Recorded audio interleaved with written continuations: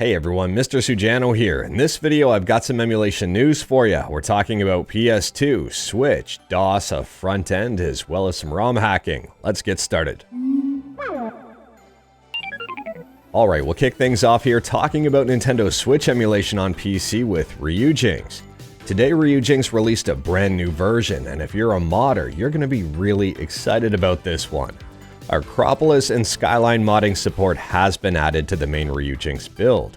They state here as of version 1.1.112, you'll be able to enjoy compatible Smash Bros mods on your PC. Now, if you're new to modding, or even if you're experienced with modding and not quite sure on how to do it on the Switch, there's a great website here called Game Banana. I'll drop a link in the description below.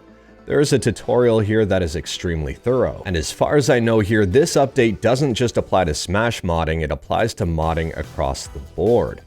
And this is one of the huge reasons why Ryujinx no longer supports earlier versions of Windows. It does require Windows 10 and features within Windows 10 in order to work. Next up, we're talking about PS2 emulation on PC, and this is more of a heads up than anything, and I'm not quite sure if I've covered this one just yet. I think I have in the past and I might have forgot. But anyways, here, if you're using PCSX2 on PC and looking to use it on a Mac, you can now pick up the builds easily on their official website. Mac builds are available under nightly builds. Moving on now, we're talking about emulation front ends with EmulationStation. A lot of people are familiar with EmulationStation, especially if you use something like RetroPie. Today, EmulationStation released a brand new version 1.2.3. And this one brings about a ton of changes. First up here, it's now possible to display multi-disc games as single entries. In addition to that, they've made it possible to directly launch files inside of directories that are interpreted as files. They've added a scraper setting to convert underscores to spaces when searching, and that is going to be a nice feature. On Unix, if you manually download Redream and Ryujinx, you can now use them. Support has been added. They've added in Play here as a standalone emulator. Play is PS2. SNES 9X has been added as a standalone. Atari 800, Blastum, and MAME have also been added as standalone emulators. In addition to that, they've added in same CDI and CDI 2015 RetroArch cores, as well as PUAE 2021.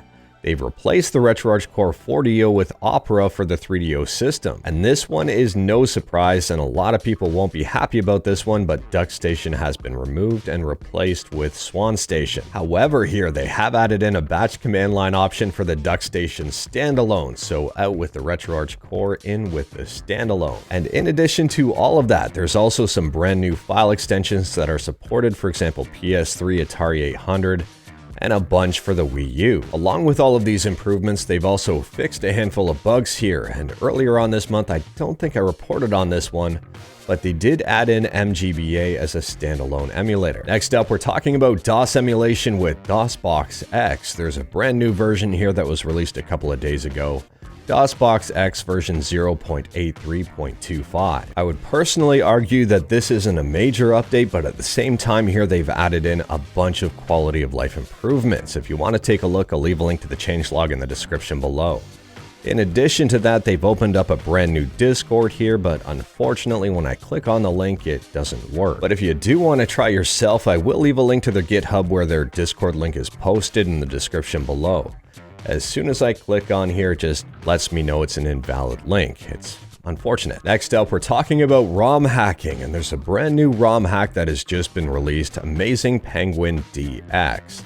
And it's the colorized version of Amazing Penguin. This Game Boy game might not be everyone's cup of tea, but as I say, don't knock it until you try it. You might have some fun. In addition to that, there's a new hack here, or an improvement rather, to Mario Kart Super Circuit, and it's a sound improvement. Mario Kart Super Circuit on the Game Boy Advance. So it says here, an improvement to the sound in Mario Kart Super Circuit. Though this doesn't change the quality of the samples, it does make them sound more clean and less static than the original. Last up here, we're talking about PlayStation 3 emulation on Android, and I'm not going to drop any links to this one at all. But I've been asked a bunch about this brand new one supposedly cropping up called Global PS3. And I've taken a look at it, and what it seems like right now is someone who is very ambitious, I would say, who wants to code a PS3 emulator on Android, but I really don't see it taking shape. I would be shocked if it did, but it it doesn't look feasible at this time. But anyways, that is all I've got for you in this one. Straight to the point, all stuff and no fluff. Let me know your thoughts on anything we talked about today in the comments below, because we did cover quite a bit. If you like this video, leave a like. If you didn't like this video, leave a like. Hit that subscribe button, check out my other videos, don't tempt fate, save your state.